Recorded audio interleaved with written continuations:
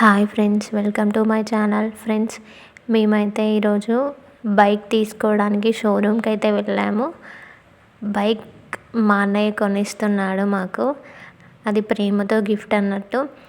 ఏ bike తీసుకుంటే best అనేది మీరు కామెంట్ చేయండి. మా బైక్ అనేది ఇప్పుడు వచ్చేస్తుంది చూడండి లిఫ్ట్లో. ఈ బైక్ వల్ల యూజెస్ ఏంటంటే న్యూ మోడల్ బైక్ అన్నట్టు. దీనికి బ్లూటూత్ వర్షన్, అలాగే ఇంజన్కి ఎక్స్ట్రా సపోర్ట్ ఉండేటట్టు వచ్చేసిందండి. మేము అన్నీ ఆలోచించి ఈ బైక్ తీసుకున్నాము, వేరే వాటితో కంపేర్ చేసి. చూడండి, మీకు ఇక్కడ పైన పిక్ కూడా చూపిస్తున్నాను, మీరు ఒకసారి చూడండి. మనకు ఫోన్ వస్తే బ్లూటూత్ కనెక్షన్ చేసుకుంటే పైన చూపిస్తుంది మనకు డ్రైవింగ్లో ఉన్నప్పుడు. అండ్ డిజిటల్ డిస్ప్లే అండి. ఇప్పుడు మొత్తం న్యూ మోడల్ ఇవే నడుస్తున్నాయి కదా.